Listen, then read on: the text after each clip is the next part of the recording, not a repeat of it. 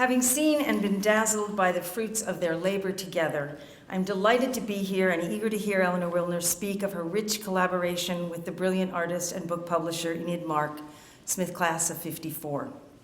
What a gift, their partnership, and the gorgeous and lasting legacy that came of it. Thank you, Eugene Mark, for the gift of establishing this series.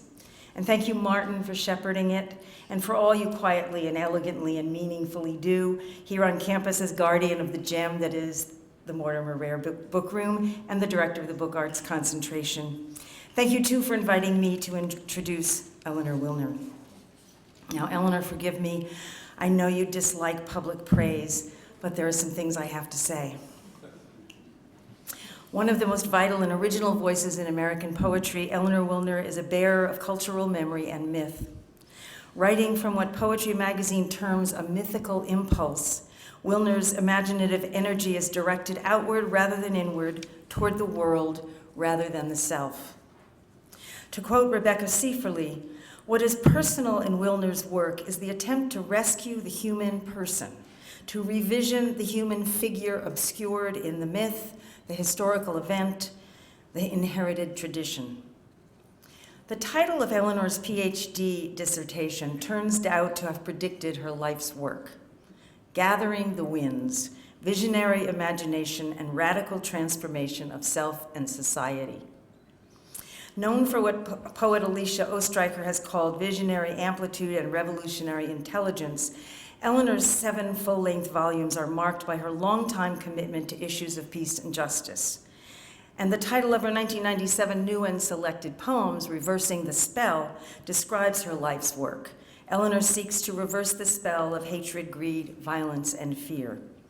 Whether rewriting the Bible, rejiggering the great myths, or addressing events of the current moment, the poems speak truth to power, to myth, to history, to assumptions, call out those responsible for or blindly complicit in unjust or inhumane acts or attitudes towards others or toward the planet, and ask all of us to look on our lives and define our responsibility. As she does this, using multiple poetic registers and rolling out layers of contemporary historical and metaphysical allusions that reflect her wide-ranging intellectual curiosity, and also her raucous sense of humor. Wilner's work as a scholar, critic, translator, and poet is far-ranging, widely anthologized, and the accolades bestowed on her work are many. Since I know she will squirm if I recite them, let me just say the word MacArthur and leave it at that. Then there is the matter of Eleanor's teaching, which, perhaps even more so than her writing, reflects that desire to gather the collective visionary imagination to transform self and society. She has taught widely, with more passion than anyone I know, most notably on the faculty of the MFA program at Warren Wilson College since 1989, and lucky for us as Grace Hazard Conkling Poet Writer in Residence at Smith for 2 multi-year stints. But this hardly tells the story. Everywhere I go, and I mean pretty much without exception, I meet poets, in this past week alone, 2 of them, whose lives and work have been touched, noticed, encouraged, and improved by Eleanor's words and acts of kindness, belief, honesty, advice, support, and example. I myself have been one of these fortunates, which include not only enrolled students, but colleagues and community members, whoever she encounters with a spark to guard and develop. Everywhere Eleanor goes, she leaves a trail of the grateful. But no, not really leaves, because while she continues to collect writers to support and inspire, she also stays in touch with the ones she's already started working with, continuing to egg them on, shoring up their confidence by the blessing of her blessing and her wise counsel. It's a mystery how she manages this, to write the poems she does and be so utterly uncompromising as well as so hugely generous to so many. Basically, she deserves to be knighted. We could no doubt engage her in a lively discussion about which title is right, but instead, eager to hear her talk, I give you, over her protests, I'm sure, whether dame or sir, the incomparable and beloved Eleanor Wilner.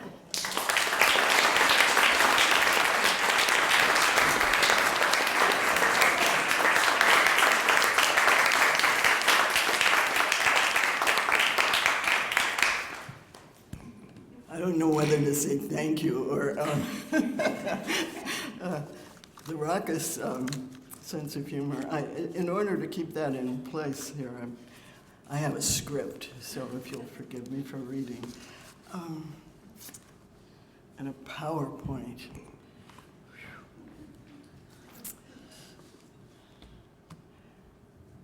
One of the great joys of recent years has been my collaboration with book artist Enid Mark, writing poems not for some empty afterlife floating forever in the vast spaces of the internet and its cloud, or appearing in a journal which next week will crush a bug or prop a window open, or in a paperback whose cover will curl on the first damp day.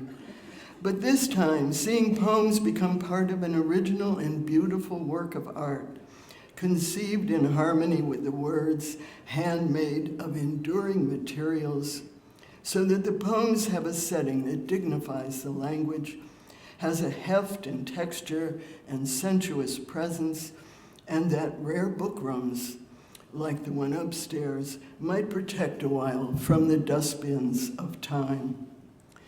And collaborating with Enid provided as well the stimulus of an artist working in another medium who would lead me to think about and write what I would not have otherwise written, who brought good company into the isolation of the writer's practice, and whose company I sorely miss. Today's talk intends to honor Enid's memory and her work, and to open to you a little of what transpires in the collaborative process of a visual and a verbal artist. And I am particularly happy that Eugene Mark, who endowed this lecture series in Enid's memory, is here today, as is their son, Peter. Enid married Eugene shortly after she graduated from Smith College in the mid-1950s, where she majored in English literature and roomed with Sylvia Plath, who is the subject of poems in one of Enid's early artist books.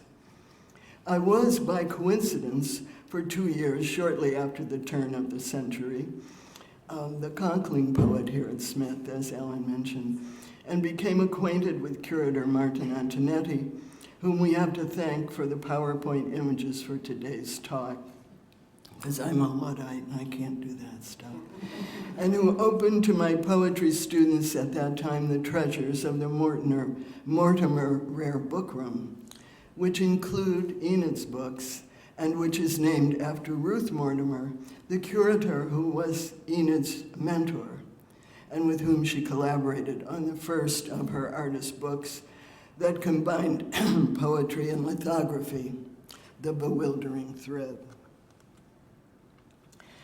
So I am very glad to be back here today where all these threads come together. I first encountered the work of Enid Mark when I received, one day, many years ago, a request for a permission to reprint a poem of mine about our mothers as lace makers, which was to appear in that book, whose bewildering thread was from an Emily Dickinson poem, and chosen because the book was a selection of poems celebrating weaving and needlework, those female arts of the thread that were, of course, the principal medium in which women spoke before the published page was open to us, an appropriate image for the many women poets whom Enid would gather and showcase in her books. I was later to receive in the mail a copy of my 2 pages from The Bewildering Thread, but for many years I never saw the book, nor did I know its maker. The story of our collaboration only begins sometime in the late 1990s, when Enid approached me after a reading, invited me to her studio, and proposed that we work together on a book. That day in her studio began what was to become the book Precessional, and a friendship and a collaboration that was cut short by her death in 2008, at which time we were at work on an unfinished book whose central image was the labyrinth of Greek myth and the golden thread by which, unspooling as you went, you could rewind to find your way out of the labyrinth when you had done what you had come there to do. And I will pick up that thread later when I have mostly said what I came here to say. I have called this talk Book Artist as Muse, which makes a clear identity between the visual artist who makes the book and the creative force that opens the poet's vision, inviting the mysterious encounter that is a poem, an experience that takes the writer by surprise. For that to happen, it is important to circumvent the will, to set out with a starting point only, not knowing where it will end or where it will lead. One of the joys of working with Enid was that she was a consummate artist who knew that the imagination was a faculty that could be invited but never commanded. As Enid in an email said of starting out, quote, "I am never certain of what will happen, but books have a life of their own. The process of thinking, working, and talking, if it's a collaboration, leads to unimagined solutions," unquote. Just so, poems have a life of their own, and to respect that is to get to the heart of their creative endeavor, its oddly simultaneous combination of attention and invention. Enid loved poetry, and her visual artistry served it so well, precisely because she loved and understood it, and because she worked the way a poet works, that is, provisionally, way leading on to way, so that sidestepping our own habitual willfulness and habits and general stupidity, we step into the unexpected with another kind of vision. There are many instances where a book artist selects existent work and creates a book to house it and ideally to enhance and express it, which Enid did in most of her other books. This does involve appreciation of and response to the poems the book will contain, but it's quite different from starting out together in an active collaboration, which is what I had with Enid in the creation of Precessional. The poems and the book's lithographs and designs emerged together. All of the poems, with one exception, were written for the book and appeared one by one as the visual fields of the book's design emerged, page by page. Indeed, in some sense, each was the muse for the other. Her initial requirement, and Enid was someone who very much knew her own mind and what she wanted, was that every poem I was to write should contain a figure or a god from classical mythology. "Oh no," I protested. She insisted. Enid had been drawn to my poetry's contemporary revisions of those myths, and she wanted more of that in the book she envisioned. Well, granted that I had worked in the past with such figures and found that invoking the old gods was a way to both honor and radically change the cultural past and its influence on our view of the world, and granted that gods on whose altars the blood had long since dried were more amenable to alteration than those gods still raising armies, nevertheless, I had felt more or less done with those stories in my own work. But what do we know about what we are done with or what is done with us? Her requirement, which I began by resisting, became in fact the catalyst for poem after poem in which, almost without being aware of it, those old gods did appear, but in the service of present concerns and in the most unexpected guises as we went along. In fact, the poems came one after the next with unusual fluency, as if a valve had been opened.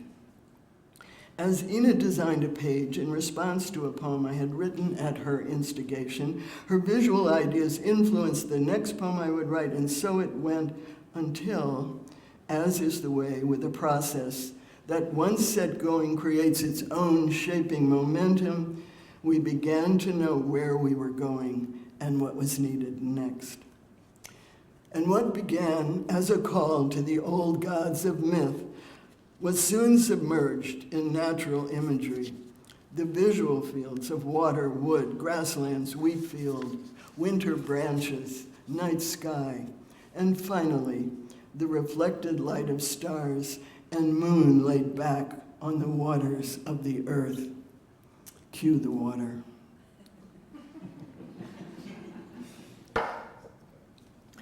And these natural visual fields created by Enid's photographs, which she then transformed into lithography, those images invited the absorption of the old figures back into the books and paintings that had preserved them for us as art, and behind those, back into the natural world and its forces, which had called them forth in the first place. It all started, given contemporary American culture, with Narcissus.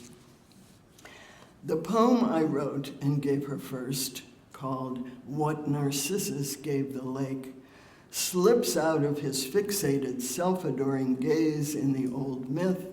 This time, we see from the lake's point of view as it looks up at Narcissus.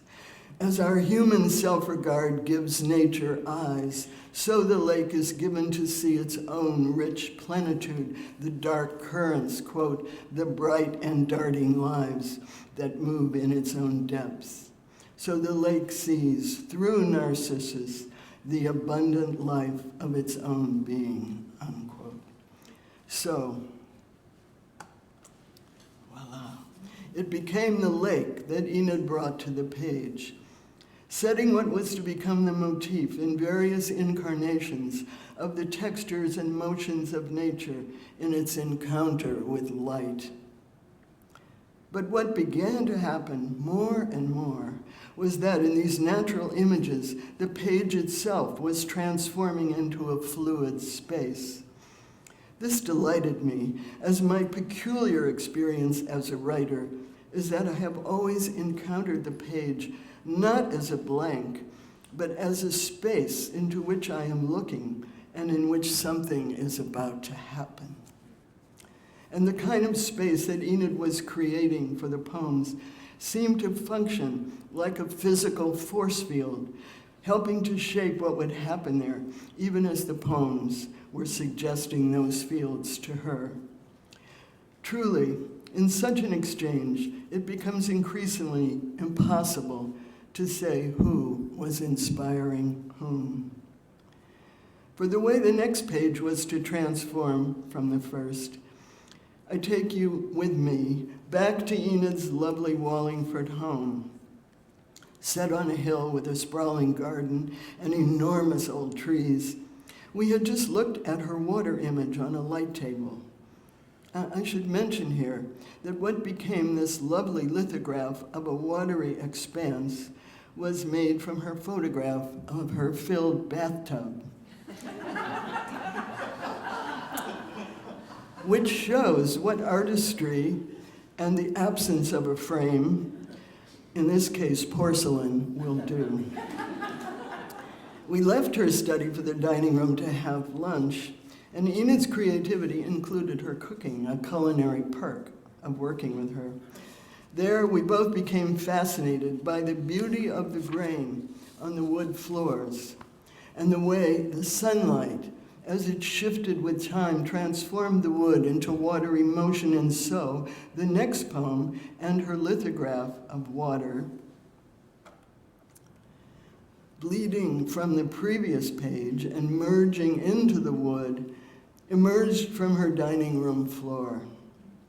And what happens when that image crosses the need to rouse a Greek god from slumber? Well, in the way in poems that words have multiple meanings, it becomes an attic floor, the slant of light moving across it from a high window. Attic referring, of course, to the ancient Greek Attic dialect, as well as to that top floor in which we store our past. The poem, quote, brought the grain to life, a swirl of spiral lines that made even the milled board of an attic floor into a live and speaking thing, unquote. And as the wind shakes a branch outside, light shivered as it fell, and bits of it swam wildly in the wood, a world turned liquid by the light. And then the last beam of sun picks out a replica of a famous painting leaning in a corner, its image a trope of remembered desire. Titian's Danae, stretched out naked on her couch in a trance of passion as the shower of gold poured out of cloud and bathed her open thighs.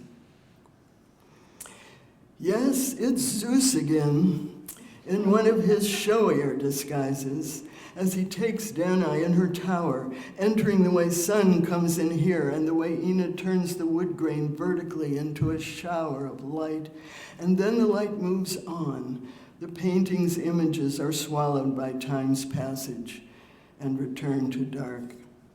What I hope you can see here, though I must pass quickly by the poems, is how Enid's imagery has the water image bleed into the wood, reflecting not only how in the imagination one thing becomes another, but how the design of the book and the poems invited one another, one image transforming into the next. And grain would find another field in pages like these. The poem about a child forever lost in the tall grass of the prairies of Nebraska. An inconsolable mourning mother who invoked as parallel Demeter, goddess of grain, whose daughter was taken by death, and whose seasonal myth promises her return. Quote, that goddess for whom earth yawned, first took and then gave back the dead, in a poem we read one time in school, an ocean full of stars ago, the prairie grass long since cut down. The constant play of the deep past as it fades into memory and story in the present makes time a presence in these poems, and that ocean full of stars which carries the distant cosmic past on the waters of the now, also invokes the wave motion of nature that has inhabited our book, so that every spacious page, as it bleeds into the next, moves with it. And then, because she insisted on shifting away from a pattern that was becoming expected after all this earthiness, and maybe because of that ocean of stars, Enid decided it was time for an image of the heavens. Plus, she was irritated by how long my poems were, twice requiring the trouble and expense of a fold-out page, as you see here in the Hymn to Demeter. What I want, she said, is a short poem about the cosmos. And here it is. A short poem about the cosmos in which a woman looking out of her window at the distant stars thinks of Athena, quote, the useless wisdom in the aftermath of war, the stars like armor atomized, gone to a shimmer of silvery dust, glorious scatter of glitter in the dust heaps of time, unquote. And notice, too, that Enid shifts away from having the image of a prior page bleed into the next, because she likes nuanced variation, which is what gives strong pattern its liveliness. I like books, she said, to have little surprises in them. And then in the last two poems, the book comes visually full circle as water returns, and it is nature itself that joins the images, as this is night water reflecting on its waves, the distant stars. But oh, says the poem, quote, look how the stars have fallen. Starstruck following this latter-day Aphrodite as she clatters down the street, high heels with gold glitter on her tired feet, sparks thrown from the friction of dream against the rough stone of the real, daylight having its way of showing the dark roots of even the brightest blonde, unquote. And later the poem will shift its vantage from seeing the woman to what the woman herself sees as we stare into the water with her eyes, quote, the water that was once a mirror is now a swirl of veils again. The stars, the gods are taken back into the stream. What wore our faces in an old design return once more to the elements that called them forth, unquote. And in the last poem, we are finished with the old gods and the book, which began with bringing to the lake the light of vision, now ends with the unknown, the limits of vision. Recall here, please, that Precessional was published in 1998. So Enid and I were creating this book while expecting the turn of the millennium, and with the rest of humanity feeling that old awe about the turning of the great wheel of time.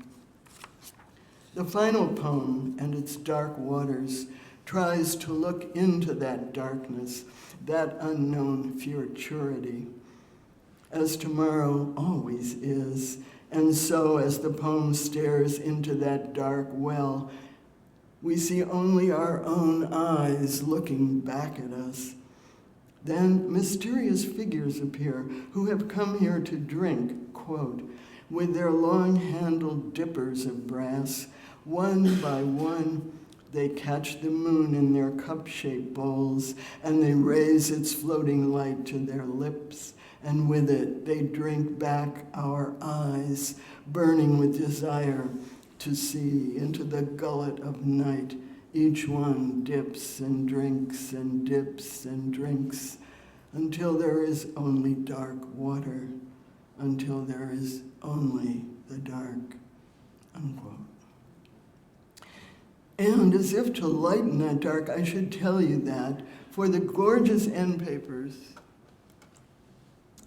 of the book, for which Enid wanted images of the cosmos, she had to use images from a book published in 1934 because, as she said, quote, when you look at the images of the same sky taken by the Hubble telescope, there is no darkness, it is all light, unquote. And as with the end papers, so with every detail of the book, which required the skilled efforts of 9 people to hand-pull her lithographs, cast, hand-set, and print the pages, and hand-bind the books. Such care and such artistry, it's astonishing.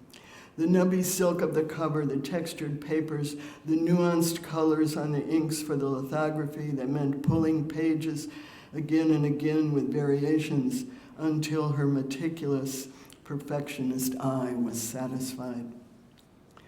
It was not too long after that book, early in 2001, that Enid began another collaboration with the poet Susan Stewart, The Elements. A gorgeous book that seemed to evolve from her discovery in Precessional of the pages as a natural field. But this time the page is gone, entirely transformed into space, opening fully to dimensionality, to depth, expanse, and atmosphere. In their collaboration, even as Enid was to be more radical in transforming the page into the elemental, earth, air, fire, and water. God, it's so great to say those words. Susan was to let go of traditional verse lines and open her poems to inhabit those elemental spaces. As in these pages, suspended in the element of air. And though there were only a few years between these collaborations, they bridged chasms of change. During her collaboration with Susan, Enid moved from the dark room to the use of digital photography and became adept at using Photoshop.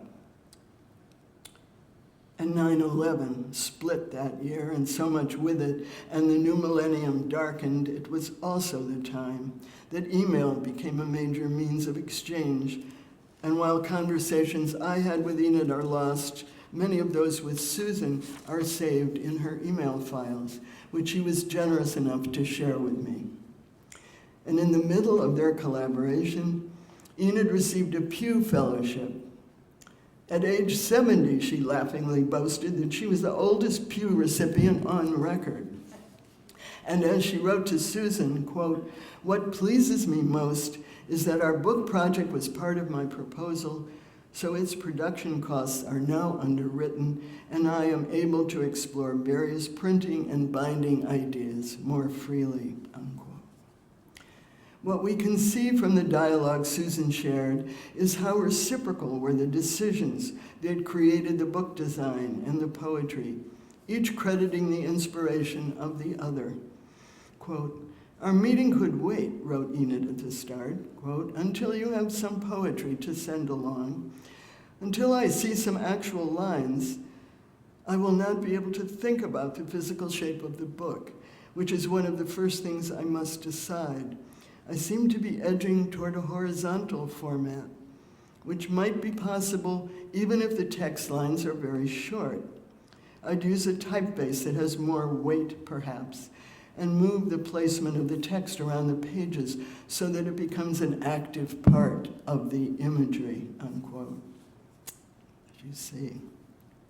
And Susan wrote when sending the first drafts of Air, quote, "I find that thinking of this writing as pages rather than text per se is having a big effect on how I envision the forms.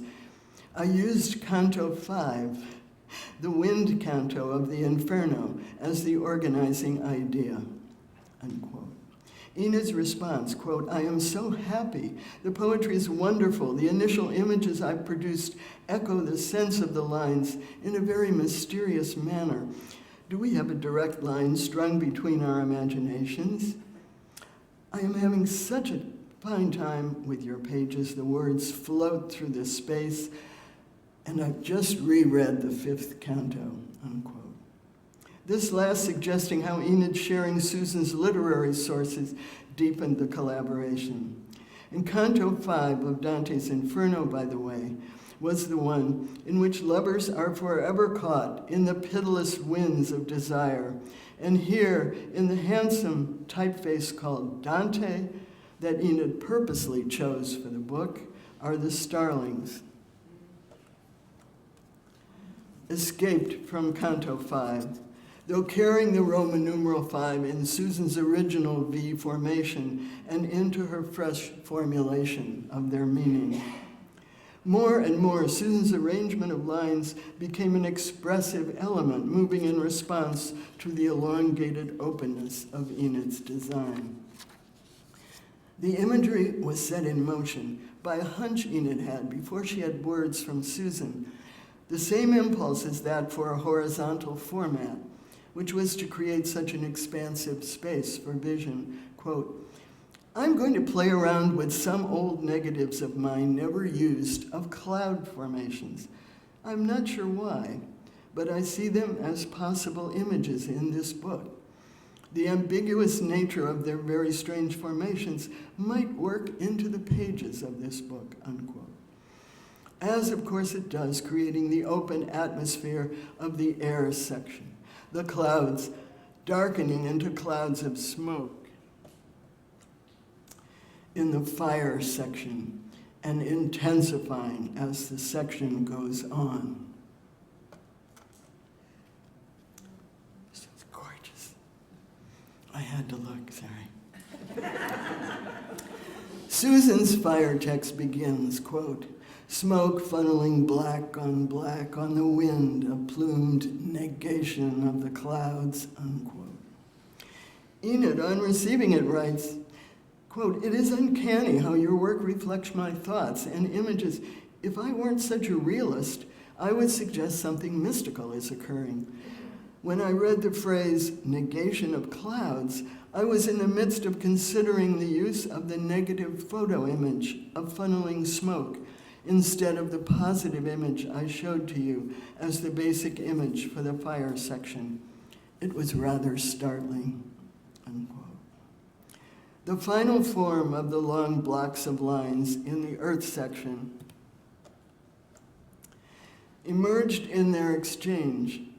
I really like the idea, wrote Enid, of the text spreading over the pages like the furrows of earth. I also think the book needs variety and that the horizontal spread would be a foil for the rest of the book.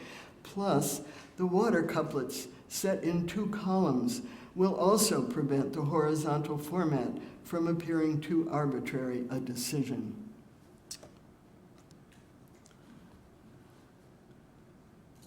Those water images, which Susan's couplets mimed in their wave shape, were no bathtub this time, but were Enid's photographs elongated to enhance the river's motion of the Schuylkill, which she referred to as your river, because she knew it is where Susan, who is an inveterate rower, loves to scull. Following these excerpts from their email conversation, it is possible to see how the book evolved, how it became one poem from its opening in air, where being itself is imaged as, quote, a thin thread of motion gathering weight in weightless space, falling as love fell into the world, unquote. This ultimately devotional poem, opening and moving in a timeless, culturally mediated, natural space, weaving into fresh configurations and warm presence, motifs from the headwaters of classical myth, the Bible, Dante, Auden, and other moderns, each section opening at Enid's suggestion with the first line of that section on its own page. Moving from the gospel phrase, sung from the generations of. Sung from the generations of air through, drawn from the generation of fire to wrought from the generation of earth, and ending with flown from the generations of water. That last section carrying the thin thread of being from the opening section, but transformed in her final lines on this translucent overlay. Where the warp is woven in the water, thread of living fire that leaves no scar on water, thread of living fire that never ends. Here, as I close this talk, I want to pick up the thread I've spoke of at the start, the golden thread that, as you enter the labyrinth of myth, marks your way, and having taken you in, will lead you out. Even as Enid entered book artistry with women's poems of the bewildering thread, so in her last book, her theme was the labyrinth, Ariadne's thread, the connective element of design. She did not know as we set out on that project that she would herself soon be entering the labyrinth of hospitals and treatments and would not live to complete the book. Perhaps, as Jean and I have discussed, she had some premonition of this when she chose the subject, or perhaps this is simply our hindsight. As before, when she named the subject, I resisted. More than 30 years before, I had written my way into and out of the labyrinth, discovering through empathy for the captive creature at its center the way out of the winding circles of self. But Enid, as usual, knew what she wanted. As before, her visual ideas for the book became my muse, and ancient voices rose from the dark maze of the myth to meditate on history. Minos, Ariadne, Daedalus, and the Minotaur, who, to my surprise, became the 21st century hero, correcting the Greek adage that man is the measure of all things, unquote. Quote, I am not what you think. What you think is polluted by what you were taught. If man is the measure, then man is the monster, unquote. As she worked with my poems, Enid designed an accordion-pleated book, like her first one, with a winding yarn-like thread which would move through the pages.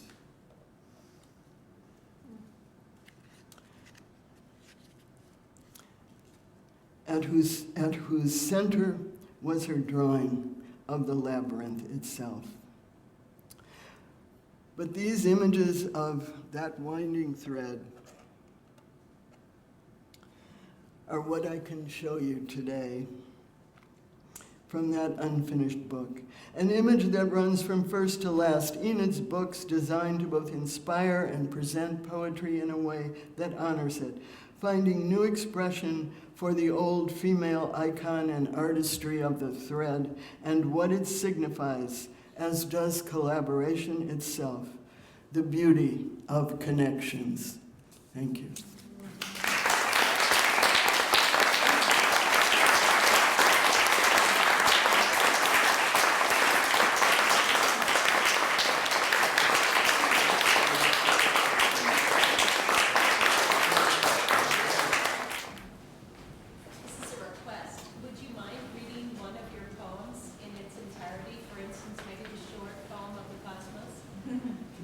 Okay.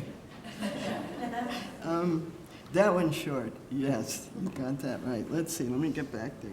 If I can see it, it will depend a bit on it. Martin, can we pull this out a little?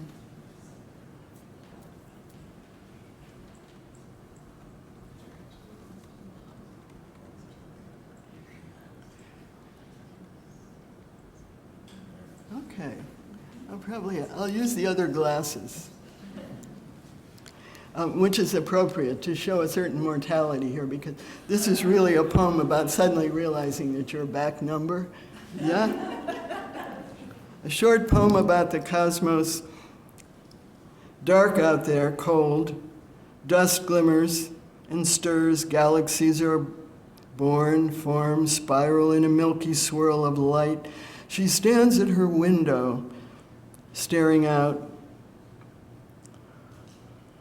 A breeze lifts the gauze curtain. An owl calls. She shivers a little, thinks of gray-eyed Athena, the useless wisdom in the aftermath of war, all the lost armies, ghosts in iron masks, the Milky Way, like armor atomized, gone to a shimmer of silvery dust, down to pure, I can barely read this, sheen, it does fit the subject, down to pure sheen, glorious scatter of glitter in the dustbin of time out there, old fixities, old ardors, retreating as the universe expands, just burning knots in an open work of stars, the galaxies like torn lace curtains blowing in an empty room. In the northwest quadrant of the sky, she sees the comet, a dirty ball of ice thrown by some cosmic sprite, its brilliant tail a colloquy of dust lit by the hidden sun. Life-giving star, chance through our way. She is shaken from her reverie by chatter from the room next door. The children must be playing games. She almost shudders as she hears, "It's my turn now," followed by the clatter of the dice. Thanks for that.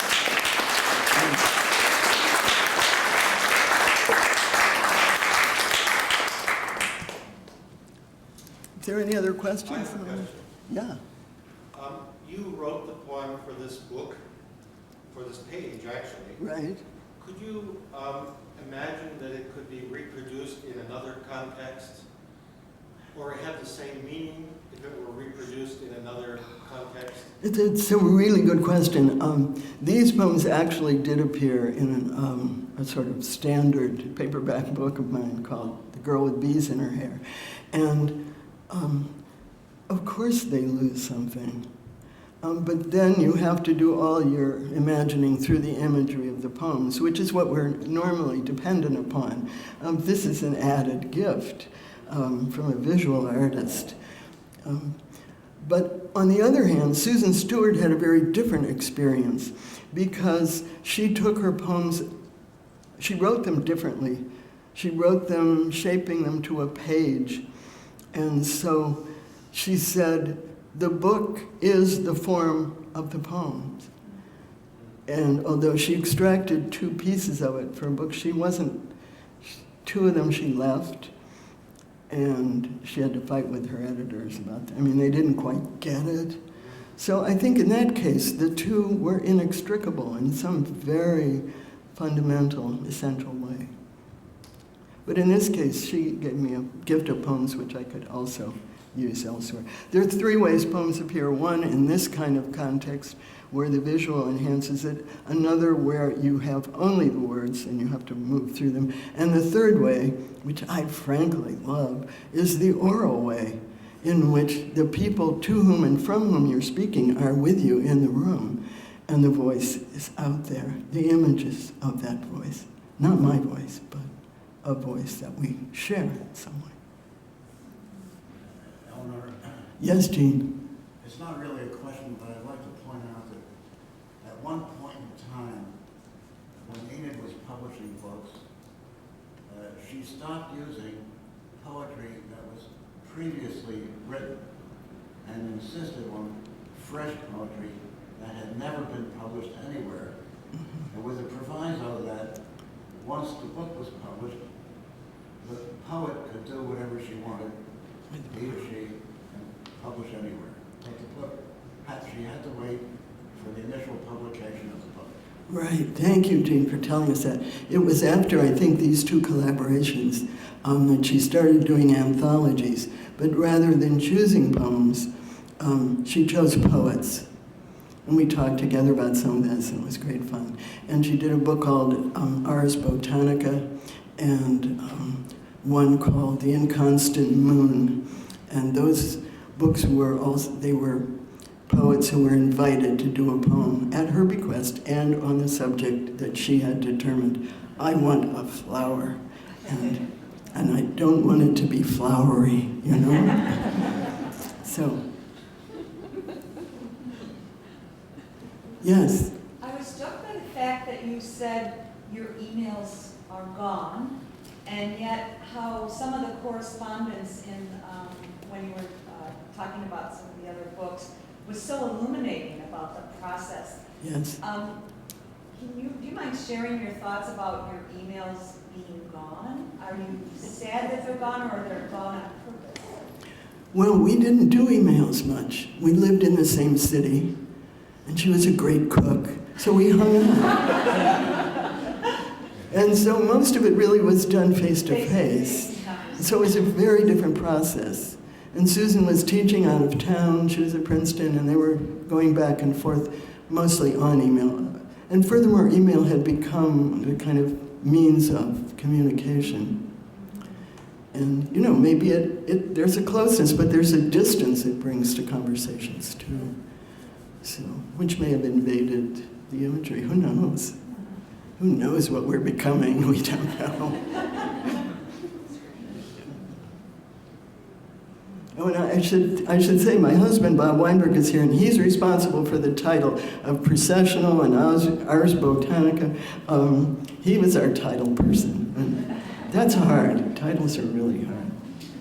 And Precessional has to do with I'm going to get this wrong, but it felt just right for the kinds of continuation and change that we were invoking through time, which is that the way the earth turns because of the pull of the tides of the sun and moon, the earth is a little misshapen, and so it doesn't turn perfectly, and so over time the heavens that we see actually change every 2,000 years.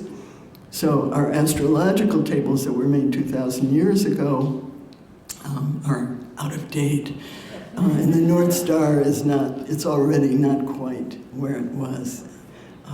The fixed stars are in motion. And that process is called precessional, the movement of the heavens because of that. Warpage, and some of us who are into warp think that, that's good. Keep it moving.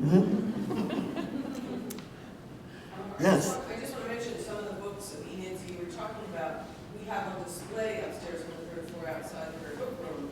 So after we retire from here, people can go upstairs. And the Bewildering Thread is just on exhibition on the first floor in the little gallery down here.